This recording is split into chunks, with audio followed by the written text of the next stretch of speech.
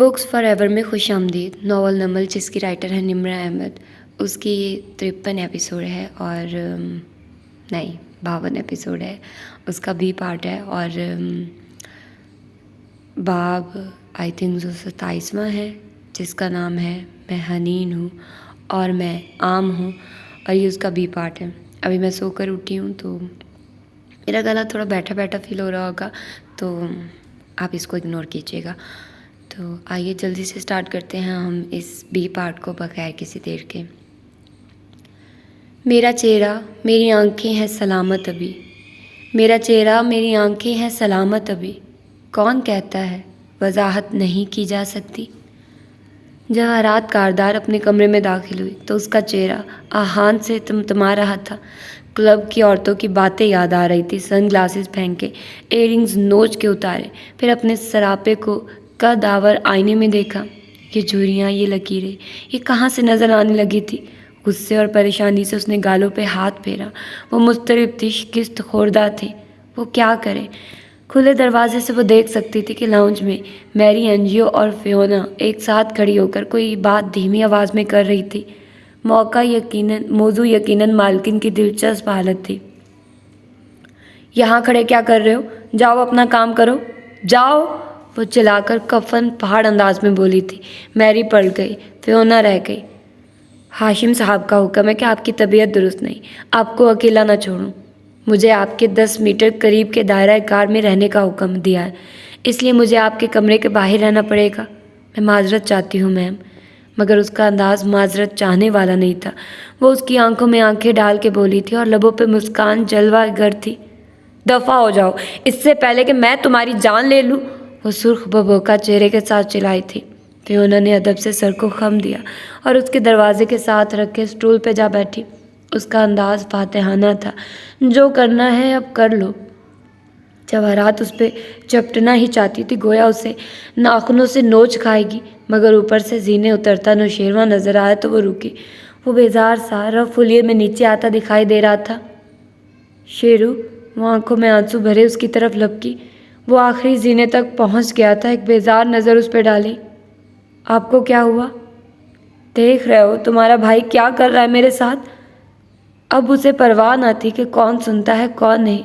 वो मुझे सज़ा दे रहा है, वो मुझे अजियत दे रहा है। मेरा कसूर क्या है? मैंने सिर्फ वही करना चाहा जिससे उसके मसले कम हो। तो मैं क्या करूं मम्मी? वो उसके करीब से गुजर के आगे बढ़ गया और सेंट्रल टेबल से रिमोट उठा के टीवी ऑन किया। दीवार पे नस्ब दी हुई कर स्क्रीन चमक उठी। जवाहरात हथेलियों से आंखें रगड़ के जल्दी जल्दी बोली, तुम उससे बात करो, उससे कहो कि वो अपना रवैया बदले। भाई मेरी निस्बत आपकी ज़्यादा मानता है मम्मी। आप दोनों का आपस में ज़्यादा अच्छा रब्ता है। मुझे पिटवाना हो या अलीसा के शेयर्स वापस ख़रीद के मुझे कंपनी से किक आउट करना हो, हर चीज़ आप दोनों जैसे पहले तय करते थे वैसे ही कर ले। नौशेरवा, मैं तुम्हारी माँ हूँ, वो बेयकीनी से चिल्लाई थी, और आपने मुझे यही सिखाया है। वो तरहमज़दा नज़र उस पर डाल के बोला था कि हमेशा अपना मफाद देखो, कभी मेरे बड़े भाई की गलत बातों पे उसको टोको नहीं। बस पैसा खर्च करो, सुकून से ऐश करो। बिजनेस के मामलात, किसको कब कत्ल करना है, किसको अगवा करना है, ये सब हमें हैंडल करने दो। आपने मुझे कभी कुछ हैंडल करना सिखाया ही नहीं, कभी बड़ा होने ही नहीं दिया, तो अब मैं इस काबिल ही नहीं हूँ कि आपका मसला हल कर सकूँ। तुम, उसकी आंखों से आंसू गिरने लगे, तुम मुझसे बात तो कर सकते हो, उसको इतना तो कह सकते हो कि वो बेहिस न बने। उसे ये सब कुछ आपने बनाया है, जालिम बेहिस। अब उसका दिल पत्थर का हो चुका है, अब उसे कोई वापस नहीं ला सकता। भाई को पत्थर का मुजस्मा आपने बनाया है, संगे मर की तरह उसको रगड़ रगड़ के पॉलिश किया है। ये चमकते हुए पत्थर सबसे ज़्यादा सख्त होते हैं मम्मी। मैं आपके लिए कुछ भी नहीं कर सकता क्योंकि मुझे कुछ करना आता ही नहीं है। मैं एक टोटल फेलियर हूँ, और अब जबकि मैं अपनी रोशनी ढूंढने जा रहा हूँ तो मुझे इतना खुदगर्ज बना दिया है इन गुज़रे सालों में आपने कि मैं खुद अकेला ही मुनव्वर होना चाहता हूँ। आप दोनों के गुनाहों का बोझ अपने कंधों पे नहीं उठाना चाहता। मुझे माफ़ रखिए अपने मामलों से। हम यूसुफ्स नहीं हैं, छोटे घर में रहने वाले आम लोग नहीं हैं। हम जिनका बच्चा बच्चा अपने मसले खुद हल कर सकता है, मैं नहीं कर सकता। जानती हैं क्यों? वो कह रहा था और उसकी आंखें गुलाबी पड़ रही थी। क्योंकि कठिन वक्त में अपने मसले सिर्फ वही शख्स खुद हल कर सकता है जो अच्छे वक्तों में दूसरों के मसले हल करता आया हो।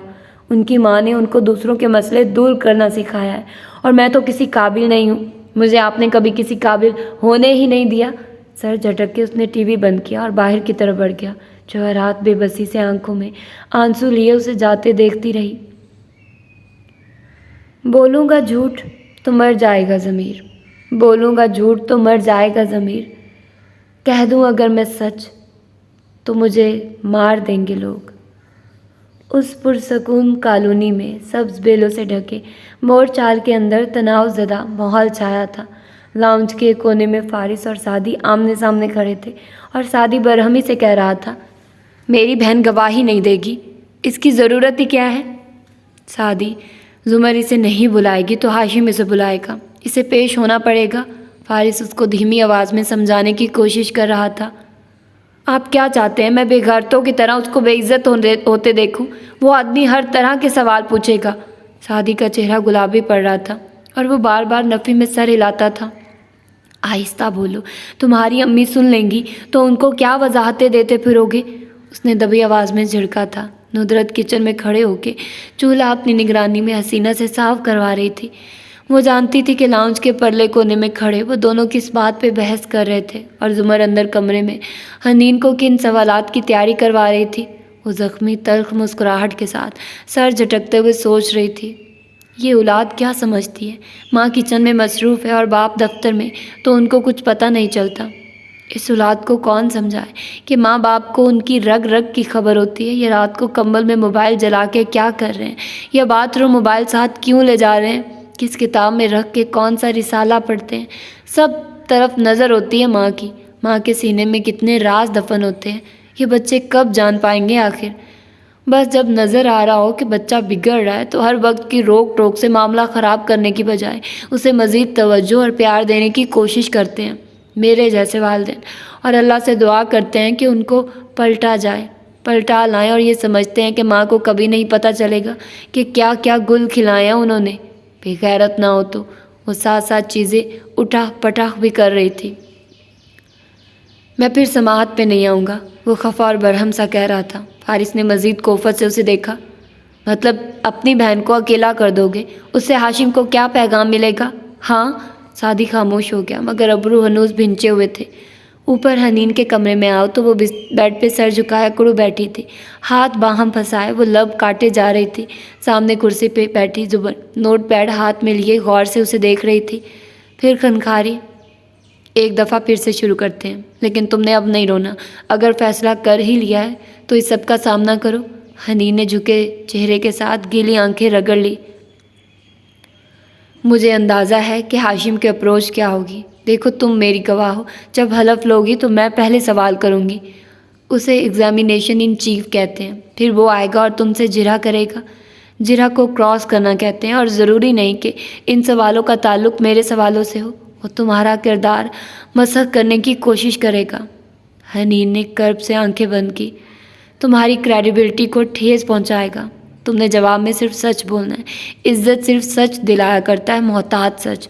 پھر میں دوبارہ تمہیں ری ایگزامائن کر سکتی ہوں، لیکن اب میں صرف ان باتوں کی وضاحت کے لیے سوال کر سکتی ہوں جو اس نے پوچھی تھی، نئی بات نہیں ایڈ کر سکتی۔ پھر وہ دوبارہ میری بات کا تاثر ظاہر کرنے کے لیے کوئی بھی سوال پوچھ سکتا ہے، اسے ری کراس کہتے ہیں۔ حنین کچھ نہیں بولی، چہرہ جھکائے خاموش بیٹھی رہی۔ میں تم سے سوال پوچھ چکی ہوں، تم جو جانتی تھی کاردارز کے بارے میں سب بتا چکی ہوں۔ اب سمجھو کہ میں ہاشم کاردار ہوں اور میں یہاں تمہیں کراس کرنے لگی ہوں، اوکے؟ حنین نے اس بات میں سر ہلایا، نظریں اب بھی جھکی تھی۔ حنین یوسف خان، زمر نوٹ پیڈ کو دیکھ کر بولی، ملزم نوشیروان کاردار کو آپ کتنے عرصے سے جانتی ہیں؟ تقریباً 8 سال سے، وہ دھیمی آواز میں بولی، اور یقیناً آپ مجھے بھی جانتی ہوں گی۔ حنا نے نظر اٹھا کے دیکھا، ایک دم لگا وہ کٹہرے میں کھڑی ہے اور سامنے قیمتی سوٹ میں ملبوس تیز پرفیوم کی خوشبو سے مہکتا ہوا وہ کھڑا ہے اور مسکرا کے اسے دیکھ رہا ہے۔ جی، اس کی آواز پست تھی، دل کانپا تھا۔ ابھی آپ نے کہا کہ آپ کہیں ماں سے میرے خاندان کی اصلیت سے واقف تھی، لیکن کیا آپ نے میرے منہ پہ مجھے کبھی ایسی بات کہی؟ نہیں، اس کی آنکھوں میں آنسو بھر آئے۔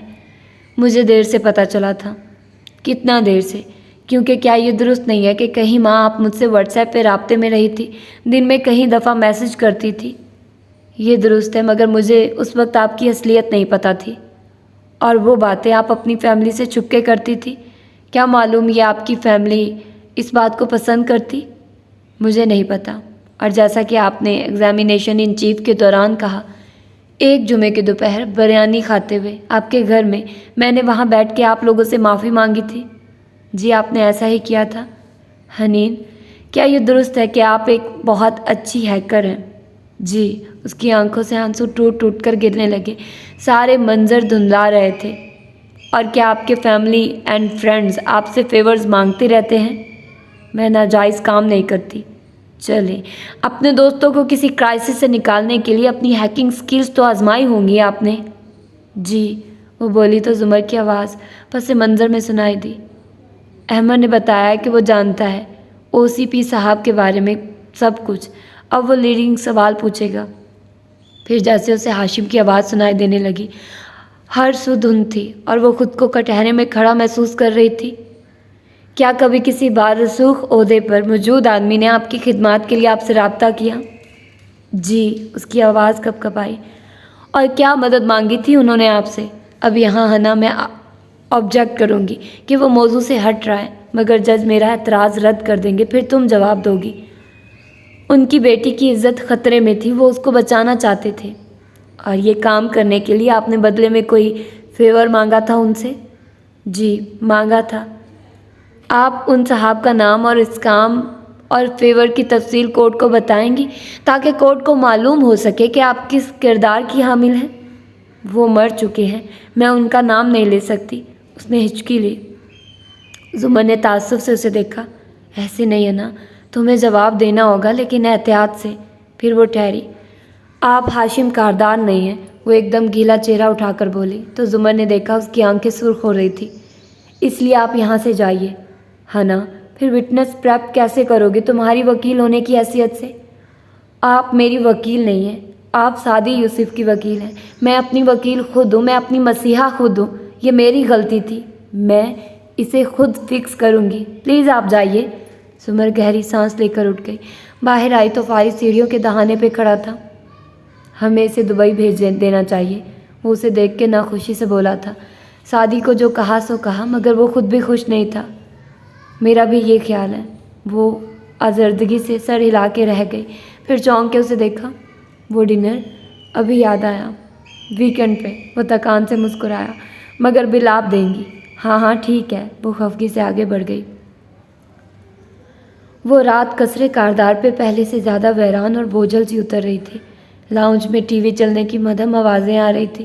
ایسے میں جواہرات بڑے صوفے پہ بیٹھی تھی۔ وہ پہلے سے بہت بہتر اور سنبھلی ہوئی لگ رہی تھی۔ دوا کا اثر تھا، موڈ بھی ٹھیک تھا۔ ساتھ سونیا پیر اوپر کر کے بیٹھی ٹیبلٹ گھٹنوں پہ رکھے گیم کھیل رہی تھی۔ ممی، دفتن اس نے سر اٹھا کے جواہرات کو مخاطب کیا۔ وہ چونکی، پھر مسکرا کے اس کی طرف متوجہ ہوئی۔ اور نرمی سے اس کے بالوں میں انگلیاں پھیرنے لگی۔ بابا اب اتنے بزی کیوں ہوتے ہیں؟ بابا کے کچھ پرابلمز ہیں نا، اس لیے، وہ پیار سے بولی تھی۔ سونی چونکی، آنکھیں اٹھا کے اسے تعجب سے دیکھا۔ بالکل ہاشم کی آنکھوں جیسی تھی وہ، چمکدار اور ذہین۔ بابا کے کیا پرابلمز ہیں؟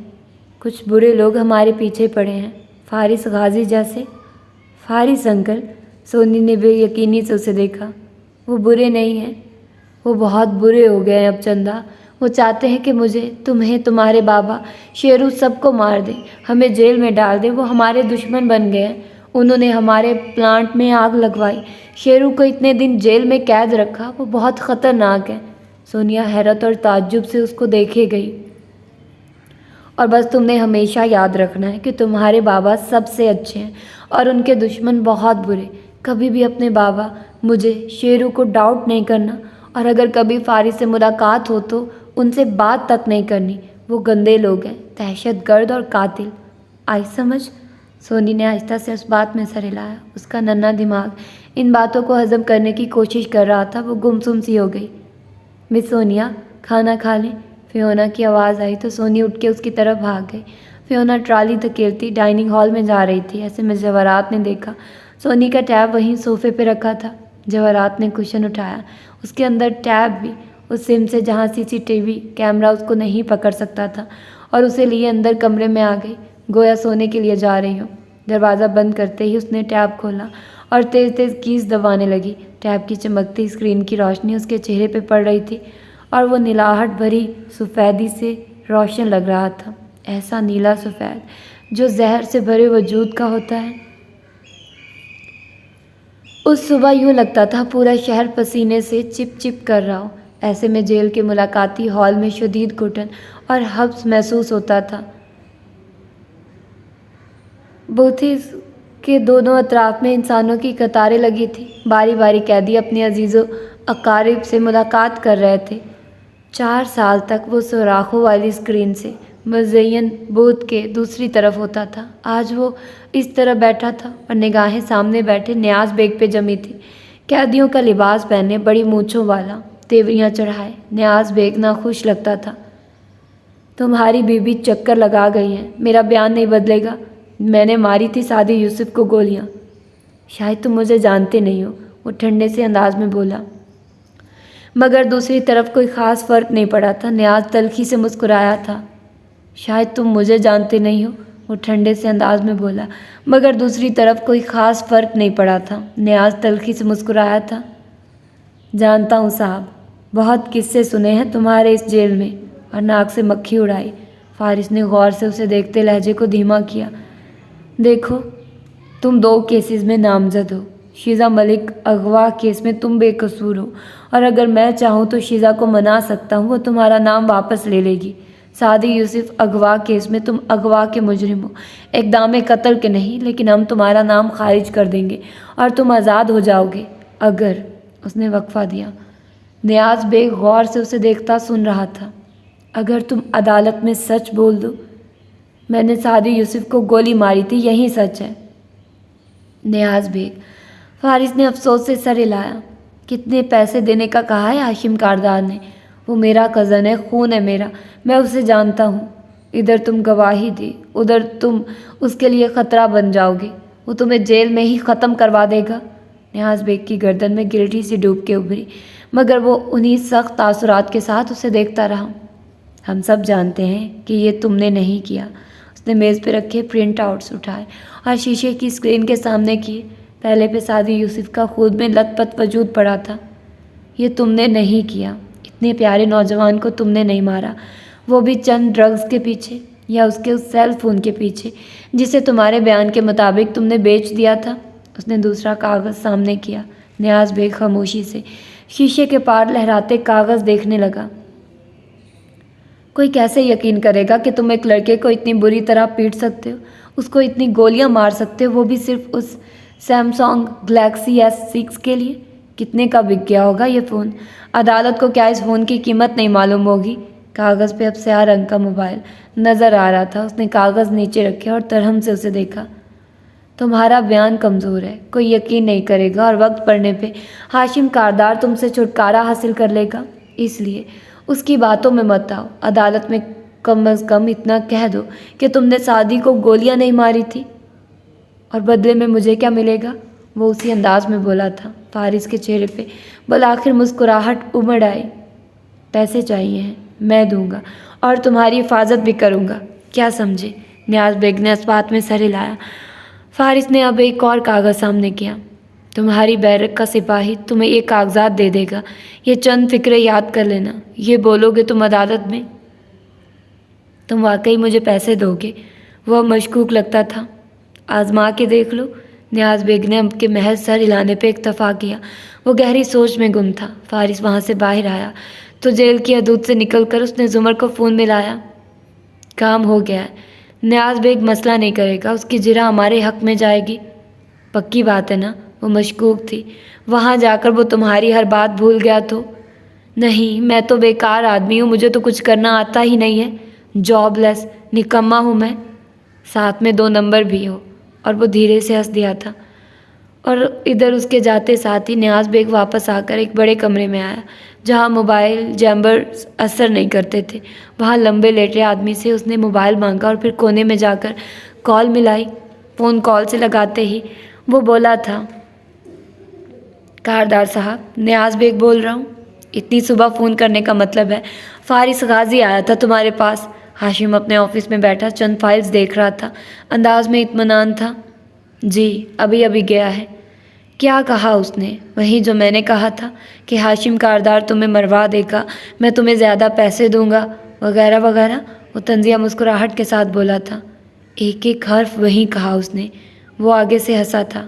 گڈ، تم نے کیا کیا؟ وہی جو آپ نے کہا تھا۔ اسے سوچنے کا تاثر دیا ہے، مگر اسے یقین ہے کہ میں مان گیا ہوں۔ Very good. اب وہ عدالت میں جرح کی تیاری غلط رخ سے کریں گے۔ تم اپنی تیاری پوری رکھو۔ جو حکم صاحب، ہم تو آپ کے حکم کے غلام ہیں۔ ہاں ہاں ٹھیک ہے، نخوت سے کہہ کر ہاشم نے فون میز پہ ڈال دیا، پھر تلخ مسکراہٹ کے ساتھ سر جھٹکا۔ میں شہر بھر کے گواہوں کو خرید سکتا ہوں، جانتا نہیں ہے یہ کیا؟ منہ میں بڑبڑاتے ہوئے وہ کاغذ الٹ پلٹ کر رہا تھا۔ مور چال کے لاؤنج میں چھٹی والے دن کی رونق تھی۔ زمر، فارس اور سعدی مخالف صوفوں پہ بیٹھے تھے اور تینوں اپنے اپنے فونز پہ لگے تھے۔ نیچے کشن پہ سیم لیٹا تھا اور وہ بھی ٹیب پہ کچھ کھیل رہا تھا۔ ایک کونے میں ڈسٹنگ کرتی حسینہ کام چھوڑ کے اپنا فون دیکھ رہی تھی۔ ایسے میں ویل چیئر پہ بیٹھے خاموش سے بڑے ابا باری باری سب کے جھکے چہرے تک رہے تھے۔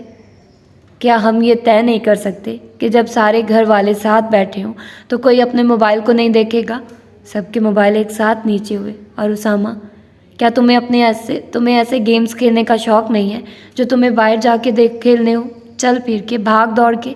ابا نے اسے پکارا تو سیم اسکرین پہ نگاہیں جمائے خوشی سے بولا تھا، ہے نا بڑے ابا، لیکن پتہ نہیں پوک مون گو پاکستان میں کب آئے گی؟ اس نے اس موبائل میں گیم کا نام لیا جس کو کھیلنے کے لیے موبائل ہاتھ میں لے کر چلنا پھرنا پڑتا ہے۔ ابا صحیح کہہ رہے ہیں، زمر اپنا فون رکھتے ہوئے بولے تھی۔ جب ساری فیملی ساتھ بیٹھی ہو تو کوئی موبائل فون استعمال نہیں کرے گا۔ اور حسینہ آپ کی ڈسٹنگ نہیں ہوئی؟ ساتھ میں خفگی سے اس کو بھی لتاڑا۔ وہ جلدی سے فون رکھ کے ہڑبڑا کے کام کرنے لگی۔ فارس جو اپنا موبائل جیب میں رکھ ہی رہا تھا ایک دم چونک کے حسینہ کو دیکھنے لگا جس نے ابھی ابھی ایک چمکتا ہوا اسمارٹ فون سائڈ ٹیبل پہ دھرا تھا۔ پھر اس نے سعدی کو دیکھا، وہ فون رکھ کے بڑے ابا سے بات کرنے میں مصروف تھا، متوجہ نہیں تھا۔ فارس نے پھر سے حسینہ کے فون کو دیکھا۔ حسینہ، یہ نیا ہے، کافی مہنگا لگتا ہے، کس نے لے کر دیا؟ آپا نے، وہ بلند آواز میں بولا تھا۔ سعدی بھی چونک کے اس طرف دیکھنے لگا۔ حسینہ نے ایک دم سب کو اپنی طرف متوجہ پایا تو اس کا چہرہ گلابی ہو گیا۔ نہیں فارس بھائی، صداقت نے لے کر دیا ہے۔ ماشاءاللہ، صداقت لگتا ہے پیسے جوڑ جوڑ کے رکھنے لگ گیا ہے۔ 2 ماہ پہلے تک تو نیا جوتا خریدنے سے پہلے بھی 100 بار سوچتا تھا۔ اس نے چپتی ہوئی نظروں سے حسینہ کو دیکھتے ہوئے تبصرہ کیا۔ نہیں جی، کمیٹی ڈالی تھی ہم نے، ابھی قسطیں دینی ہے۔ وہ سر جھکا کر کام کرنے لگی۔ فارس کہہ کر خاموش ہو گیا۔ احمد کی باتوں پہ نہ جائیے ماموں، ہمارے ملازم ایسے نہیں ہیں، وہ انگریزی میں تنبیہ کرتے ہوئے بولا۔ مجھے پتہ ہے، میں تو یوں ہی، اس نے سر جھٹکا۔ زمر اور بڑے ابا بھی تادیبی نظروں سے اسے دیکھنے لگ گئے تھے۔ اس نے واقعی کمیٹی ڈالی ہے اور مجھے پتہ ہے کہ کہاں ڈالی ہے، زمر نے اسے گھور کے دبی آواز میں کہا تھا۔ بڑے ابا کو بھی برا لگا تھا شاید، اور حسینہ کو بھی احساس ہو گیا تھا، وہ ایک دم دکھی نظر آنے لگی تھی۔ اچھا ٹھیک ہے، فارس نے جان چھڑانی چاہی۔ ہم صداقت کو عرصہ دراز سے جانتے ہیں فارس، وہ بہت ایماندار اور شریف لڑکا ہے۔ ابا نے سبھاؤ سے اس کو گویا سمجھایا یا شاید بہت کچھ واضح کیا۔ جی مگر، وہ گہری سانس لے کر اٹھا۔ ہم اس کی بیوی کو تو عرصہ دراز سے نہیں جانتے، خیر میں بس ایک بات کر رہا تھا، انگریزی میں کہہ کر معذرت کرتا وہ باہر کی طرف بڑھ گیا۔ فارس سے کون بحث کرتا، لیکن حسینہ کے لیے بھی سب کو برا محسوس ہو رہا تھا۔ بیچاری بے گناہ غریب لڑکی پہ وہ شک کرنے لگا تھا۔ یوں ہی خواہ میں اسے ایسے نہیں سوچنا چاہیے تھا۔ زمر، ابا اور سعدی سب یہی سوچ رہے تھے۔ اوپری منزل پہ آؤ تو حنین اپنے کمرے کے بند دروازے کے اندر آئینے کے سامنے کھڑی تھی، بس مردہ چہرہ، حلقوں والی آنکھیں لیے وہ اپنے عکس کو دیکھ رہی تھی۔ پھر اس نے گردن کڑا کے کہنے کی کوشش کی، یور آنر، یہ مجھ پہ الزام لگا رہے ہیں، میں نے ان سے کبھی موبائل پہ باتیں نہیں کی۔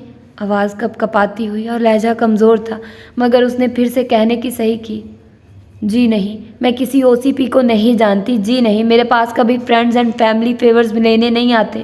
آپ بے بنیاد الزام لگا رہے ہیں، میں آپ کو سو کر سکتی ہوں۔ आवाज़ फिर से कांपी, आंखों में आंसू भर आए, फिर आंखें रगड़ी और अपना मोबाइल और पर्स उठाकर कमरे से बाहर निकली।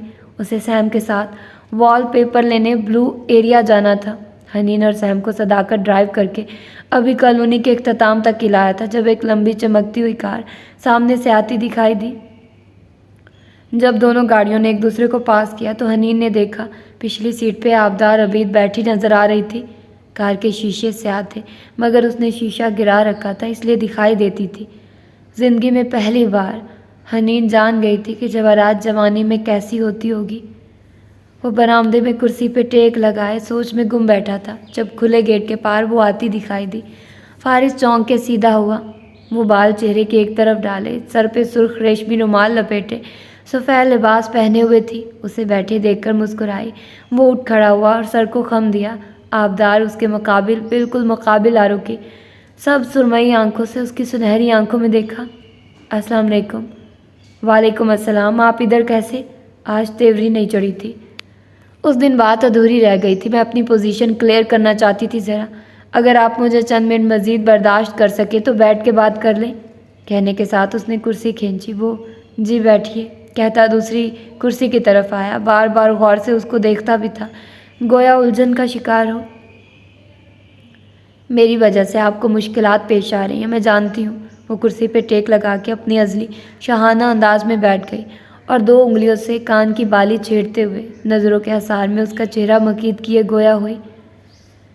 मेरी हर वक्त आपकी तवज्जो घेरने की ख्वाहिश से आपकी वाइफ इनसिक्योर रहने लगी हैं। फिर मेरी इस मासूम ख्वाहिश को गलत रंग देकर बाबा ने जो किया, मैं इसके लिए भी शर्मिंदा हूँ। इसीलिए वो हीरे की लौंग वापस करने आ गई थी। हाँ, मगर तब मुझे लगा था कि आपकी वाइफ आपके साथ मुखलिस नहीं है, वो आपको डिज़र्व नहीं करती। लेकिन मैं गलत थी, मैं उनको समझी नहीं थी। शायद एक दोस्त की हैसियत से आज सिर्फ आपको ख़बरदार करना चाहती थी, मगर उनके ख़िलाफ़ नहीं करना चाहती थी। और अब जबकि मुझे एहसास हो चुका है कि आप दोनों एक दूसरे के लिए बने हैं, तो मैं कभी नहीं चाहूँगी कि मेरी वजह से आप दोनों के दरमियान किसी भी किस्म की कोई गलत फहमी दर आए। उम्मीद है मेरी तरफ से आपका दिल साफ़ हो गया होगा। फारिस ने हल्का सा सर इस बात में हिलाया। आप ये सब पहले क्लियर कर चुकी हैं। मुझे आपसे एक गिला भी करना था। वो चौंक के उसे देखने लगा। वो उदास मुस्कुराती नज़रें उस पर जमाए कह रही थी, आपने मुझे इस्तेमाल किया शादी तक पहुंचने के लिए। मुझे बुरा नहीं लगा मगर अच्छा भी नहीं लगा। चले, कोलंबो में मैंने आपको एडवेंचर तो दिया ना। कौन सा एडवेंचर? आप तो फ़रार हो गए थे, मैं तो अकेली रह गई थी। आप बार बार भूल जाते हैं कि मैं इतने मसाइल का शिकार आपकी वजह से हूँ। और पहली दफ़ा वो कोई जवाब नहीं दे सका। चेहरे पे अफसोस नज़र आया। उसने सर झुका दिया, फिर गहरी सांस ली। आई एम सॉरी, मेरे पास और कोई रास्ता नहीं था। मिसिस कारदार मुझे मुसलसल नफ़रत अंगेज़ पैगामात भेज रही हैं। उसने अपना सेलफोन उसकी तरफ बढ़ाया, जिसे फारिस ने कदरे भारी होते दिल के साथ थाम लिया। वो अजीब कैफियत का शिकार हो रहा था। आपने वो वीडियो हाशिम को दे दी, मेरा नहीं सोचा। अब वो इसका इंतकाम मुझसे लेंगी। आप खुद ही तो वो सबूत हमें देना चाहती थी। ये बात आपको पहले सोचनी चाहिए थी। आवाज़ पे उन दोनों ने चौंक के देखा। जुमर बाहर आते हुए ठंडे से अंदाज में बोली थी। आबदार बेख्तियार उठ खड़ी हुई। मिसेस जुमर मुस्कुरा के गोया हुई, मैं आपसे माजरत करने आई थी। मैं नहीं चाहती आइंदा मेरी वजह से आप दोनों के दरमियान कोई गलत फहमी पैदा हो। जुमर ने फारिस के बराबर में कुर्सी खींची और उस पर बैठी।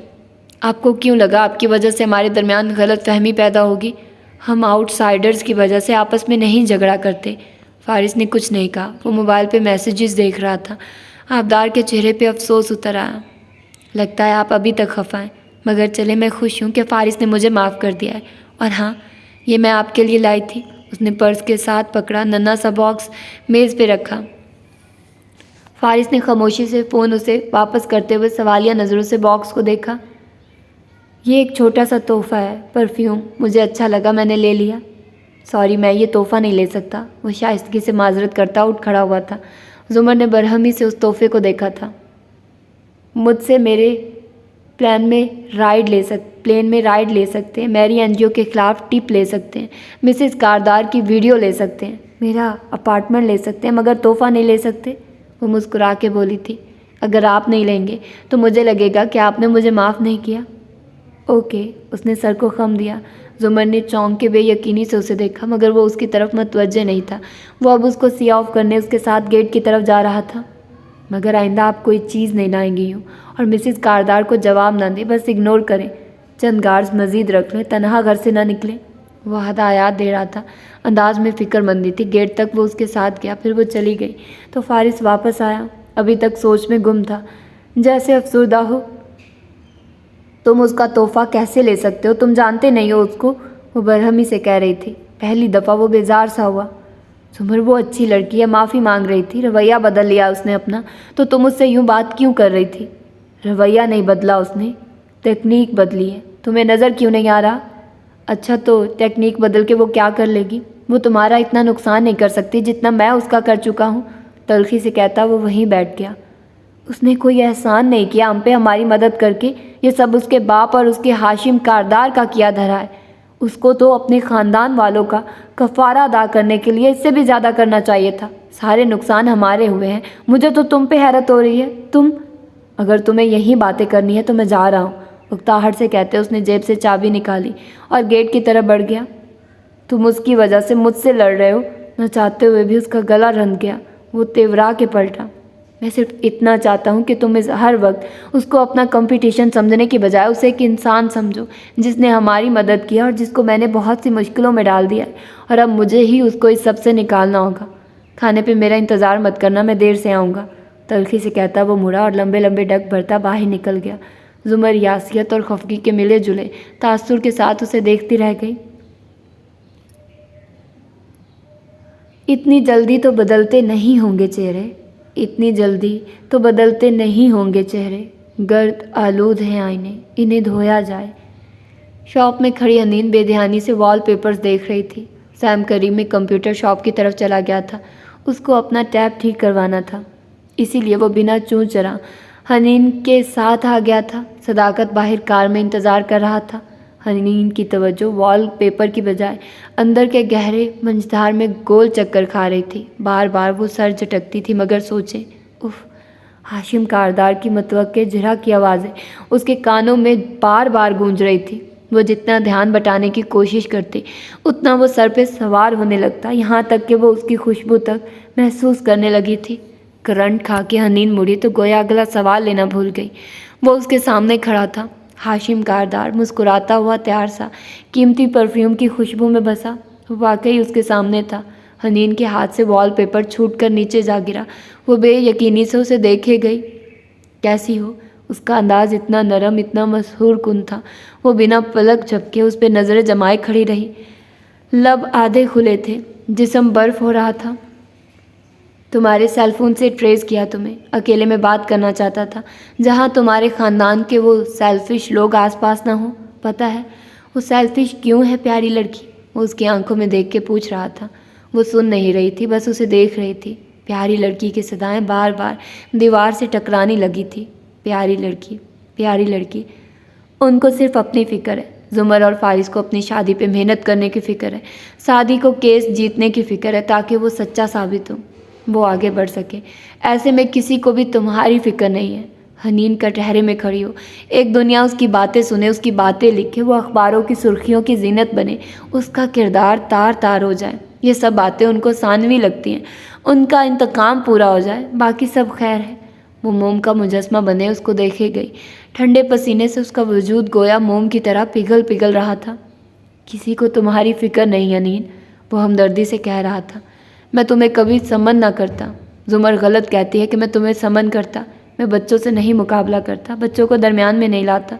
میری بھی ایک بیٹی ہے، میں زرا بھی نہیں کرنا چاہتا تمہاری، مگر زمر اور سعدی تمہیں درمیان میں لائے ہیں، انہوں نے تمہیں صلیب پہ چڑھایا ہے۔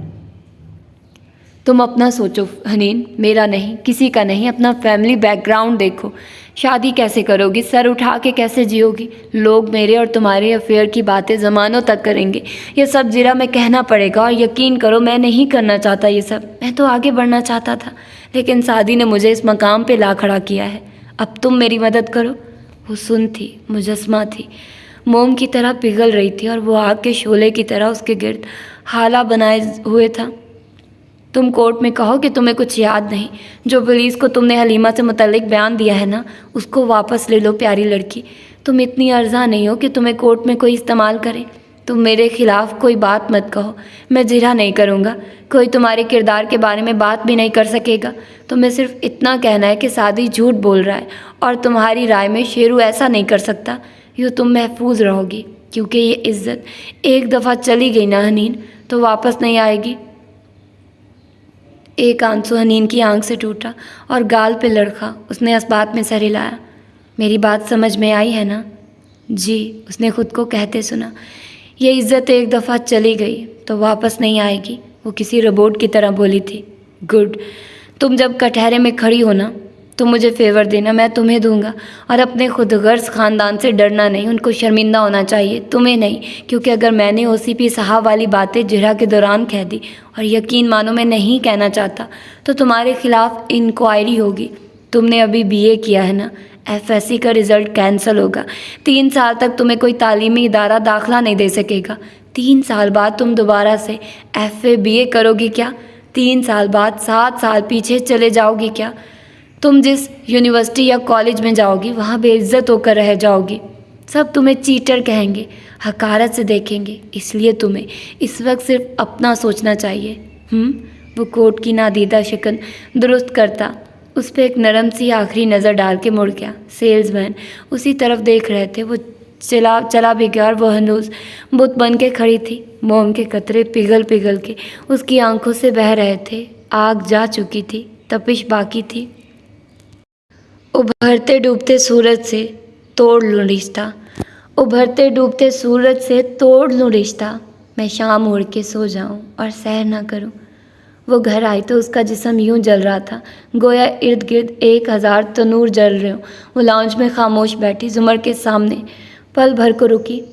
میں گواہی دوں گی، لیکن میں بس وہی کہوں گی جو میری مرضی ہوگی. کوئی میرے منہ میں الفاظ نہیں دے گا. آپ میں سے کوئی مجھے نہیں بتائے گا کہ مجھے کیا کرنا ہے. میں وہی کہوں گی جو میرے لیے ٹھیک ہوگا. ڈر سے پھٹی آواز میں کہہ کر وہ آگے بڑھ گئی تو دیکھا سامنے سعدی کھڑا تھا اور اس کی آنکھوں میں دکھ تھا. میں نہیں چاہتا کہ تم گواہی دو ہے نا. میں نہیں چاہتا کہ وہ لوگ تمہیں یوں اذیت دیں. تو پھر آپ کو یہ سب ہمارے سارے خاندان کو کچہری میں گھسیٹنے سے پہلے سوچنا چاہیے تھا. شاکی انداز میں چٹک کر بولتی وہ دب دب سیڑھیاں چڑھتی گئی. پھر کمرے میں آ کر وہ منہ سر لپیٹ کے لیٹی تو کتنے ہی گھنٹے نہ اٹھی. مغرب کی اذانیں ہوئی تو اٹھ کے نماز پڑھی اور پھر سے لیٹ گئی. جسم بخار میں دہک رہا تھا، آنکھوں سے آنسو ابل ابل کے گر رہے تھے. کب تک وہ یوں ہی سزا کاٹتی رہے گی ان کچی عمر کی پکی غلطیوں کی؟ خدایا وہ کیا کرے. عشاء بھی یوں ہی پڑھی اور پھر سے لیٹ گئی. رات تاریک ہو گئی. شہر اندھیرے میں ڈوبتا گیا. جانے وہ کون سا پہر تھا جب اس نے محسوس کیا کوئی دروازے میں آ کھڑا ہوا ہے. وہ فارس کی چاپ پہچانتی تھی، مگر اسی طرح کروٹ لیے لیٹتی رہی، ہلی تک نہیں. وہ آگے آیا اور پائنتی پہ بیٹھا. اگر تم نہیں دینا چاہتی گواہی تو مجھے بتاؤ، ہم کوئی راستہ نکال لیں گے. پتہ ہے کیا ماموں، وہ اندھیر خلا میں تکتی ہوئی عجیب خالی پن سے بولی تھی. میں سمجھتی تھی کہ میں ذہین ہوں، کہیں ممالک کے پاپ کلچر، ڈراموں اور کتابوں سے واقف ہوں تو عام لڑکیوں سے مختلف ہوں، برتر ہوں، مگر میں غلط تھی. گرم گرم آنسو ابل کے گالوں پہ لڑکتے تکیے میں جذب ہونے لگے. ہم مڈل کلاس لڑکیاں جتنا پڑھ لکھ لیں، جتنا کمپیوٹر استعمال کر لیں، دنیا بھر کی سیاست پہ تبصرے کر لیں، ہم رہتی وہی مڈل کلاس ہی ہیں. عام شکل و صورت کی بے بس لڑکیاں جن کو عزت کے نام پہ کوئی بھی بلیک میل کر سکتا ہے، جن کو عزت ایک دفعہ جن کی عزت چلی جائے تو اسے کوئی واپس نہیں لا سکتا. ہم بہت بیچاری لڑکیاں ہیں فارس ماموں. ہم کچھ نہیں کر سکتی، ہم ٹوٹل فیلئر ہوتی ہیں. جب میں جیل میں گیا تھا تو میں نے بہت سی باتیں سیکھی تھی جن کا مجھے زندگی میں پہلے کبھی تجربہ نہیں ہوا تھا. وہ دھیرے سے بولا تھا. میں نے سیکھا تھا کہ اگر کوئی آپ کے عقائد پہ حملہ کرے تو زبان سے جواب دو. اگر کوئی آپ کے جسم پہ حملہ کرے تو ہاتھ سے جواب دو. اگر کوئی آپ کے خلوص نیت پہ شک کرے تو اپنے اچھے عمل سے جواب دو. اگر کوئی آپ کی دیانتداری پہ انگلی اٹھائے تو دلائل سے جواب دو. لیکن وہ ٹھہرا. اندھیر کمرے میں اس کی آواز گونج گونج کر پلٹ پلٹ آتی تھی. لیکن اگر کوئی آپ کے کردار پہ، آپ کی عزت پہ حملہ کرے تو کوئی جواب نہ دو. تو پھر کیا کرو؟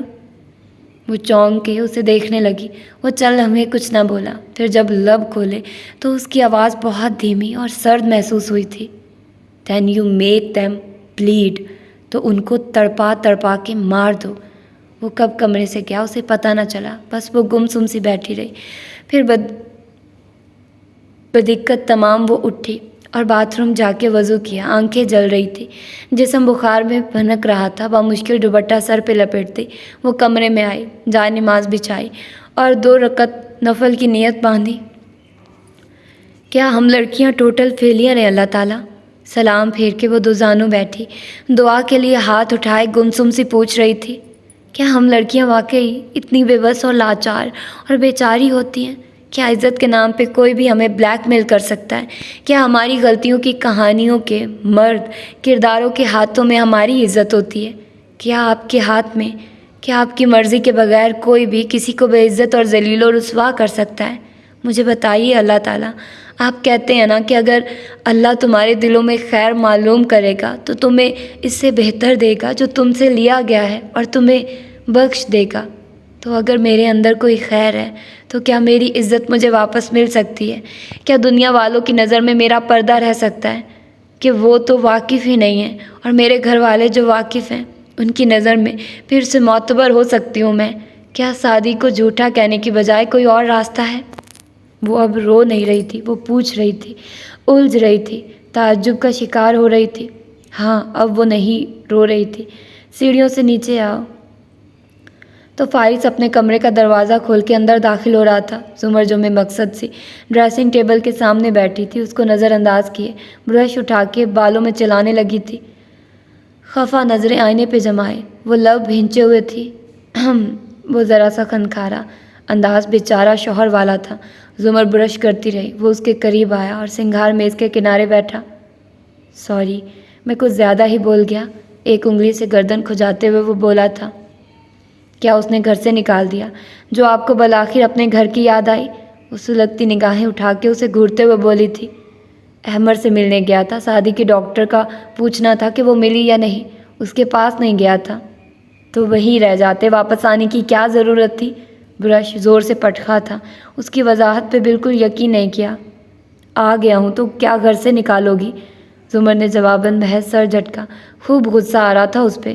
اچھا سنو، وہ مصالحتی انداز میں اس کی طرف ذرا سا جھکا، نظروں کے حصار میں اس کا خفا چہرہ لیے مسکراہٹ دبائے بولا تھا، چلو ڈنر پہ چلتے ہیں۔